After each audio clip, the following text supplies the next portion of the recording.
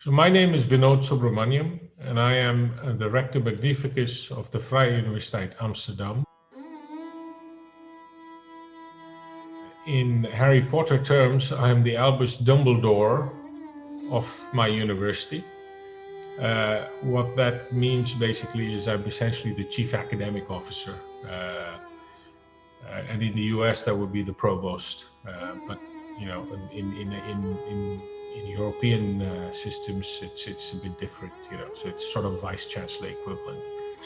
I'm a biophysicist by trade, if you will. I was trained as an electrical engineer, but I ended up doing biophysics.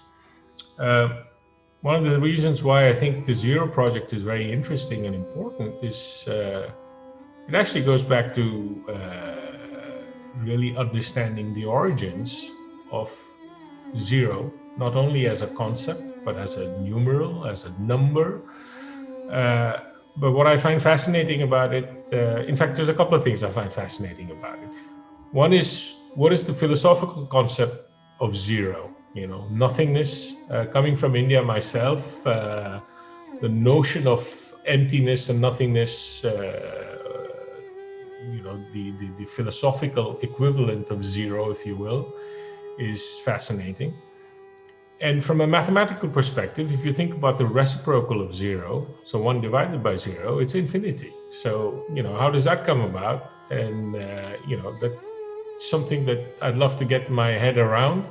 I mean, if it was only about the origin of the number 0, I think it becomes too narrow in scope.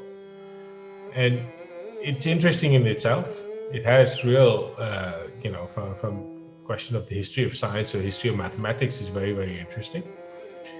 But the minute you start to also bring in these notions of you know, nothingness, infiniteness, you know, there's an element of consciousness and philosophy associated with it, then it becomes much broader. Yeah, look, it's a blessing and a curse. Yeah, blessing is, of course, that it makes it interdisciplinary, and you start to get not just the, you know, what I call the science geeks or nerds involved in this, but also folks from the humanities, you know, who are thinking about, you know, these deeper concepts, and you start to get historians involved, you start to get philosophers involved in it, and that is an enormous enrichment of the subject matter. It's a curse because these are very different languages, yeah, and in a sense, you know, it's going to take you a long time to even get the two communities or to more or less understand what the other is saying.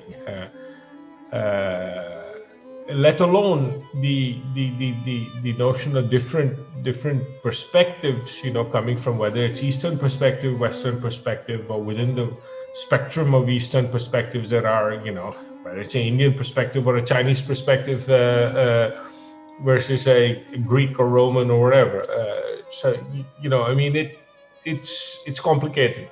And I think that the Zero project is really addressing a number of these issues, not only trying to figure out where it came from, but what ties zero and the use of zero together globally, you know, and out of all of the various traditions that you find, you know, the number systems, and whether it's the Indian origin or the Arabic or the Mayan or elsewhere, and that deserves support. And what we're doing as one of my professors at the VU is playing a driving role as a driving force behind organizing an international conference on trying to understand these aspects of zero. And we hope that we'll be able to make a success of this, Corona permitting, sometime later this year.